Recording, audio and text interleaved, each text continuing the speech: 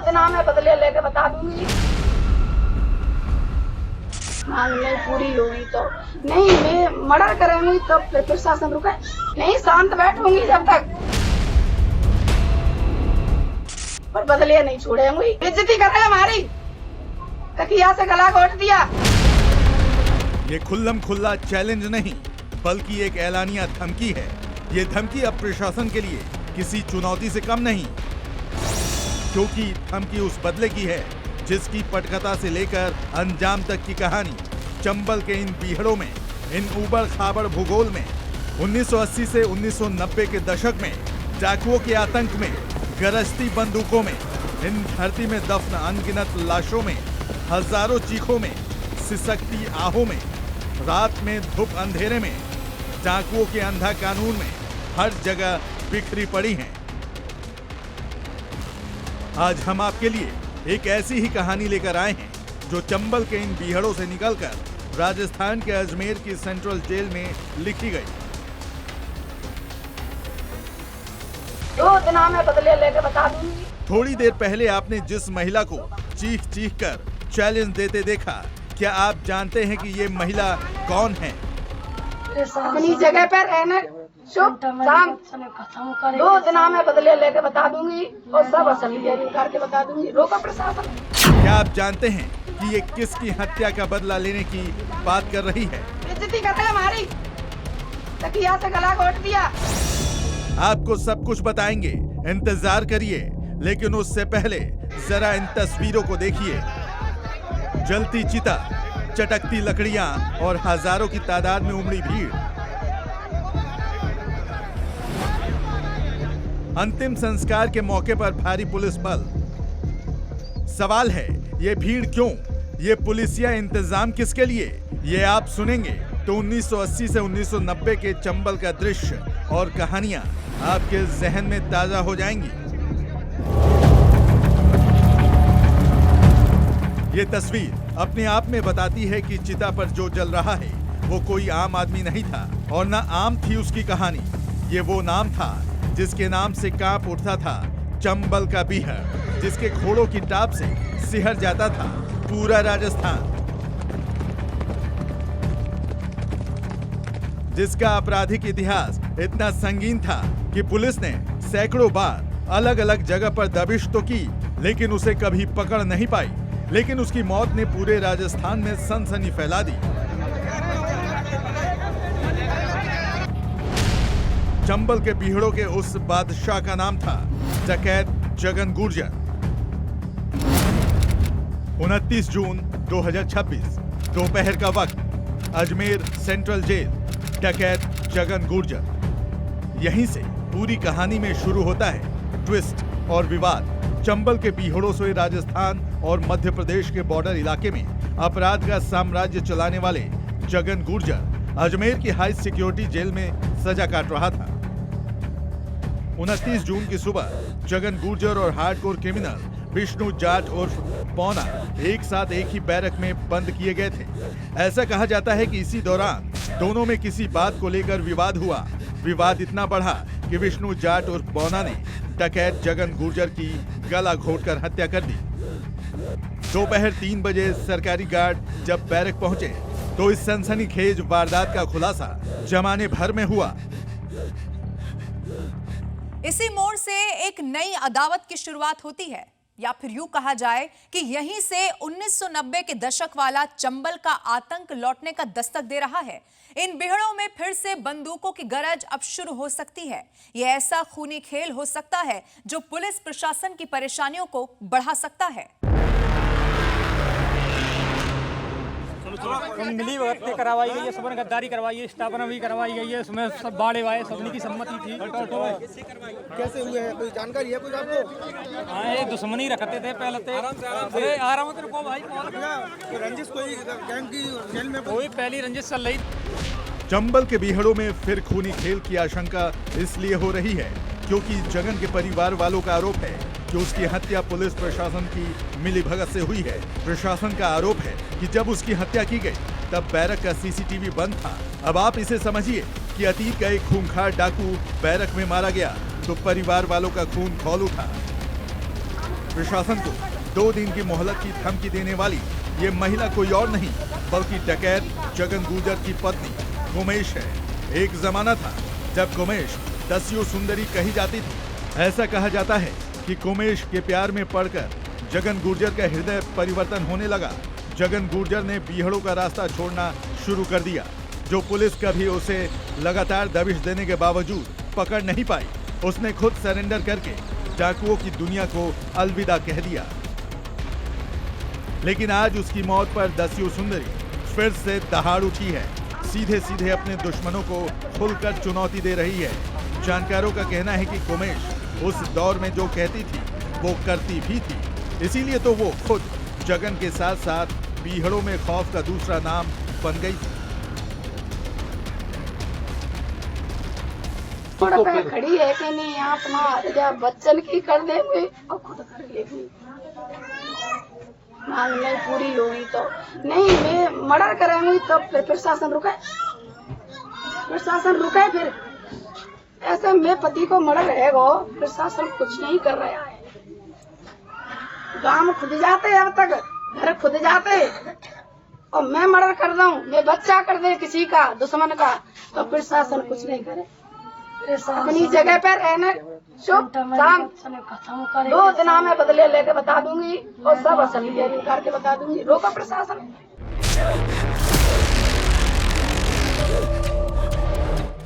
यहाँ एक और हकीकत ध्यान से सुन लीजिए। पूर्व डाकू जगन गुर्जर की मेडिकल रिपोर्ट से भी साफ है कि उसकी मौत गला घोटने से हुई। मेडिकल बोर्ड से जुड़े सूत्रों के मुताबिक हत्या का तरीका किसी प्रशिक्षित या बेहद शातिर व्यक्ति की ओर इशारा करता है। पोस्टमार्टम रिपोर्ट के मुताबिक जगन की गर्दन पर करीब 29 सेंटीमीटर लंबा गहरा दबाव का निशान मिला है। ये निशान गर्दन के आगे से दोनों तरफ तक फैला हुआ है। इतना ही नहीं, गर्दन के बाएं हिस्से पर मुख्य निशान से नीचे एक और अलग चोट है। मेडिकल से जुड़े सूत्रों ने बताया, गर्दन पर मिले दोनों निशानों का पैटर्न सामान्य नहीं है। इससे अंदेशा है कि पहले एक तरफ से गला दबाया गया, इसके बाद दूसरी तरफ से फिर ज्यादा ताकत लगाकर गले को दबाया गया ताकि मौत कंफर्म हो सके।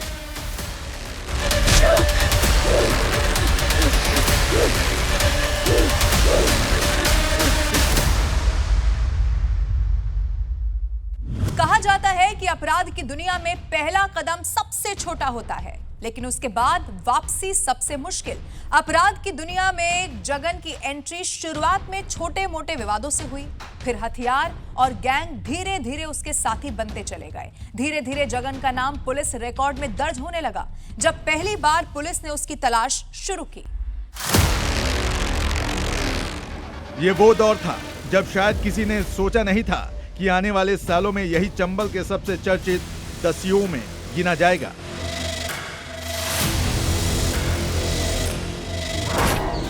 जिसकी चर्चा आज के दौर में भी होगी।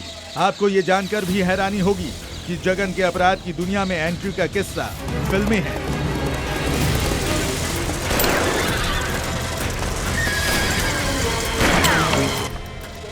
वो राजस्थान के धौलपुर का रहने वाला है। उसका गांव भावुतीपुरा मध्य प्रदेश और राजस्थान के बॉर्डर पर है, चंबल नदी के किनारे। उसके पिता शिवचरण गुर्जर मंदिर में पूजा पाठ कराते थे। परिवार दूध का व्यापार करता था। जगन भी दूध बेचने में परिवार की मदद करता था। एक दिन मंदिर में प्रसाद बांटने को लेकर कुछ विवाद हुआ। मंदिर कमेटी और जगन के पिता के बीच कहासुनी हुई। जगन को पता चला तो उसने कमेटी के लोगों से मारपीट की। फिर पुलिस के पकड़े जाने के डर से जगन गुर्जर चंबल के बीहड़ों में भाग गया। लेकिन कहते हैं ना, बीहड़ों का एक नियम होता है, यहाँ अकेला आदमी ज्यादा दिन जिंदा नहीं रहता। इसीलिए वो अपनी जान बचाने के लिए डकैतों के गिरोह में शामिल हो गया। धीरे धीरे उसका वर्चस्व बढ़ता गया। एक दिन उसने अपना गैंग बनाया। जगन जानता था कि डकैत की सबसे बड़ी ताकत सिर्फ बंदूक नहीं होती, उसका नाम होता है। जब किसी इलाके में लोग बिना देखे सिर्फ नाम सुनकर डरने लगे।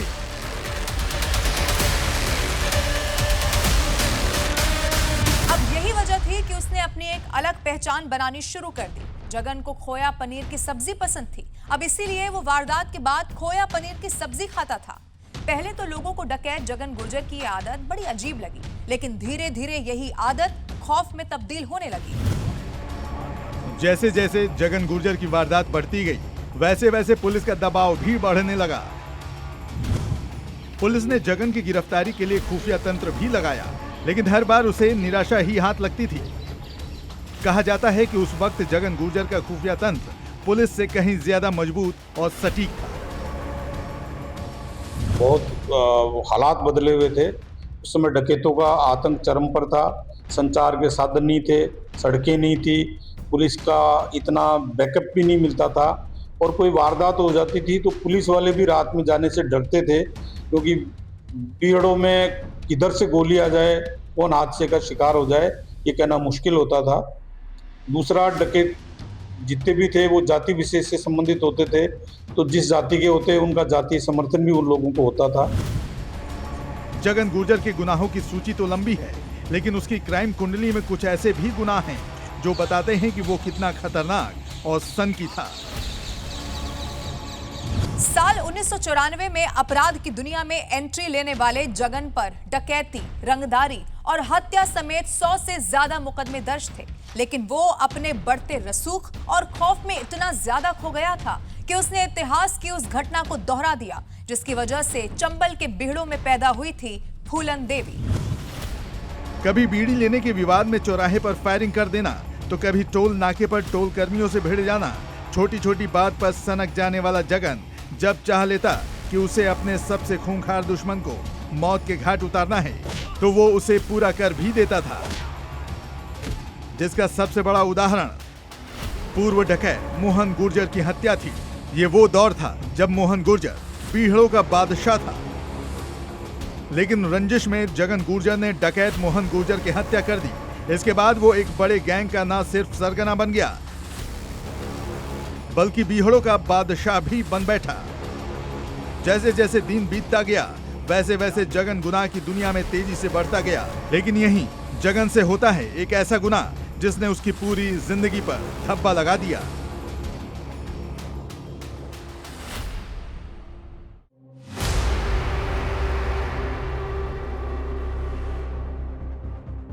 बारह जून 2019 की रात जगन अपने साथियों के साथ करण सिंह नाम के गांव में पहुंचा, जहां उसका बीदाराम नाम के शख्स से विवाद था।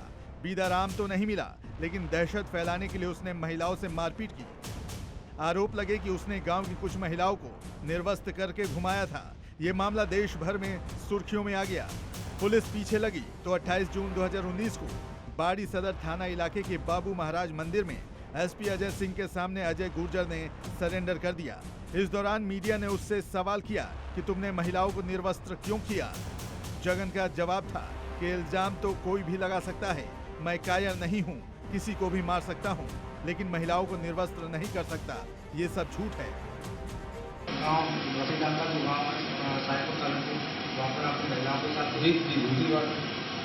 लोगों का कहना है कि आपने उनके साथ मारपीट की। मैं बताऊं, देखो मेरा घर है, मैं कहूँ वो मेरा घर जाएगा। दो गांव और बस रहे हैं, उन्होंने जाके पूछो जाएंगे झूठ बात सत्य या झूठ। लेकिन स्थानीय लोगों और पुलिस वालों के मुताबिक उस रात जरूर कुछ हुआ होगा, तभी ये बात सामने आई। 2006 के आसपास ये बेल आउट हो गया और तब तक ये जुडिशियल कस्टडी में रहा। उसके बाद फिर इसने वारदात की करौली के ये धौलपुर के डांग क्षेत्र में। इसने कुछ औरतों को निर्वस्त्र करके घुमाने की घटना भी चर्चित हुई। इसको लेकर के पुलिस के करौली, धौलपुर, भरतपुर की पुलिस इसके पीछे लगी, तब जाकर के ये फरार हो गया। जगन गुर्जर की निजी जिंदगी भी किसी फिल्म से कम नहीं थी। जगन गुर्जर ने 3 शादी की, पहली पत्नी कुमेश, दूसरी ममता और तीसरी मुकेश, लेकिन जिसमें उसकी एक पत्नी कुमेश खुद बीहड़ों की रानी थी। जैसे जगन के नाम से लोग खौफ खाते थे, वैसे ही उसकी पत्नी के नाम का भी सिक्का चलता था। लेकिन साल 2000 में हुए एक एनकाउंटर में वो पकड़ी गई और फिर कुमेश ने चंबल और बीहड़ से तौबा कर लिया।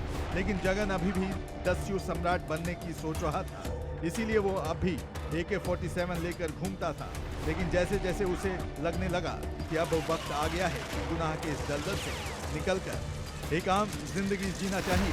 तो जगन ने कुल 4 बार सरेंडर किया, लेकिन एक बार भी पुलिस उससे AK-47 बरामद नहीं करवा सकी। कुछ नहीं, मैं पुराने रिपोर्ट में कुछ ज्यादा अभी है जो बात करेगा वो खराब नहीं बोलना है उसका। और कानून भी आप कैसे बुलाना चाहेंगे? मैं तो घर पे रहना चाहता हूँ और कौन अपने घर छोड़ना चाहता है। आपकी बीवी, आपकी माँ भी और भाभी आपकी जेल में को लेकर आपको क्या कहेंगे? आप समर्पण आपने किया है कहीं पुलिस के प्रेशर से या खुद ये समाज में आने को लेकर आप कैसे समझ? जगन अपने गुनाहों की सजा काटने के लिए जेल में बंद था। उसे मालूम था कि एक दिन वो जेल से बाहर आकर आम इंसानों की तरह जिंदगी जिएगा, लेकिन उसका सपना पूरा होता उससे पहले ही जेल में उसकी हत्या हो गई। यह हत्या बार बार ये सवाल भी उठा रही है कि आखिर एक ही बैरक में 2 बेहद खतरनाक और हार्डकोर अपराधियों को क्यों रखा गया। तो क्या जगन गुर्जर के परिवार वाले जो कह रहे हैं वो सच है? जगन गुर्जर के भाई पप्पू ने मीडिया के सामने 1 जुलाई को बड़ा दावा किया है।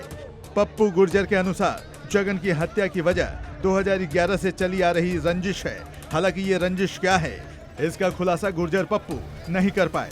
तो वहीं दोनों अपराधियों को एक ही बैरक में रखने के मामले में पुलिस का कहना है कि दोनों अपराधी चूंकि राजस्थान के एक ही अंचल से ताल्लुक रखते थे, भाषा भी एक ही जैसी थी, लिहाजा दोनों को एक साथ रखा गया। लेकिन परिवार के लोग इसे सच नहीं मानते हैं। तो मंत्री जी से जो इनकी बात हुई है, उन्होंने ये कहा है कि ये जो जुडिशली ये पुलिस, देखो जेल में और थाने में जब कोई मर जाता है तो जेएम के द्वारा उसकी कानूनी प्रक्रिया चलती है। तो जैसे ही कानूनी प्रक्रिया यहाँ पूरी होगी और अगर परिवार संतुष्ट नहीं होगा, परिवार को अगर ये पता नहीं चलेगा, इन्होंने कहा हम ये परिवार को बताएंगे कि इसमें कौन कौन लोग शामिल थे, किसका हाथ था, क्या कोई शासन प्रशासन का हाथ था और कोई बड़े आदमी का हाथ था। अगर परिवार संतुष्ट नहीं होगा तो सीबीआई जांच भी हम करवाने के लिए आगे रिकमेंडेड करेंगे। डकैत जगन गुर्जर की मौत के बाद अब परिवार के बाकी भाइयों की सुरक्षा को लेकर मोर्चा खोल दिया गया है। जगन के परिजन भाई पप्पू को धौलपुर जेल शिफ्ट करने की मांग कर रहे हैं। जगन गुर्जर की बहन और अजमेर जेल में बंद उसके छोटे भाई डकैत पप्पू गुर्जर की पत्नी बच्चों के साथ कलेक्ट्रेट पहुंची। को रोकना चाहिए, जान को खतरा है, मेरे जेठ को खतरा कर दिए। धौलपुर आना चाहिए, मैं परेशान हूँ बहुत, 3 साल से मिलाई नहीं हो चुकी मेरी। कौन आपके? 4 बच्ची है, मेरे बच्चा नहीं है।